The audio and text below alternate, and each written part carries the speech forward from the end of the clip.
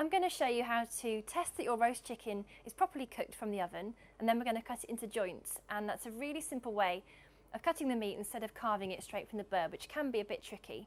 So first off, we're going to take a skewer and we're going to put it into the thickest part of the thigh.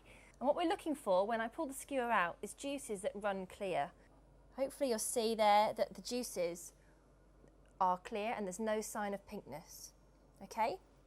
Another check that you can do, and I'm happy that this is cooked, but I'll just show you just in case, is just cut between one of the thighs, and we're going to check if the fibres of the meat are set, which means they looked cooked.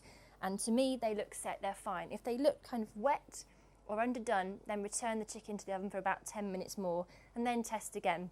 So now we're going to carve this chicken. I'm going to start by cutting the legs away. So I'll carry on the work I did here a moment ago.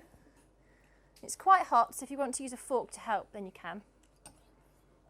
Do the same on the other side, like that. And once you've released the legs to that stage, you can press on the body, pull up with your hand, and simply pull away the whole leg portion. So again on this side, push down and pull away the leg portion. And hopefully you will have taken the oyster with you. That's a really lovely nugget of flesh that's attached to the thigh. I got that side, but I didn't get this side, so I'm going to pull that out. And then we're going to cut this leg into portions. So I'm going to follow this line here and just cut straight through that joint. And that gives me a drumstick and a thigh portion. I'll do the same with the other leg.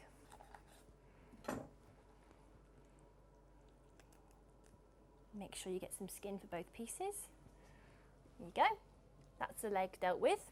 Now the breast, we can take these off hopefully in quite easy chunks. So I'm going to cut down one side of the breastbone. The breastbone runs from the top to the bottom here. Cut to one side of that. We'll follow the meat around. I'm slightly trying to follow the shape of the rib cage that's underneath here. I'm just going to get my hands in. Again, if this is too hot for you, you could use your knife and a fork to help. Trying to get every last bit of meat from the bird.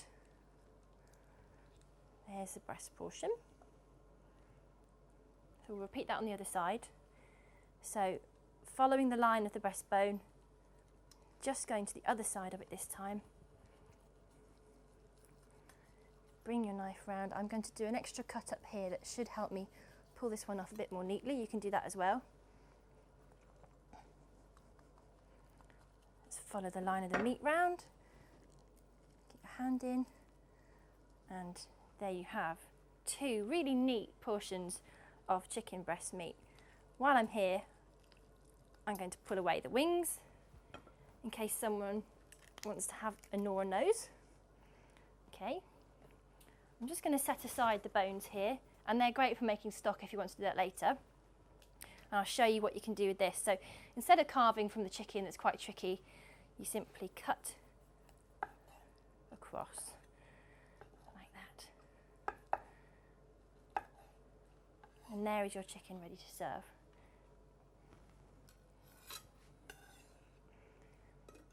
So that's how to check your chicken is cooked and to carve it a really easy way.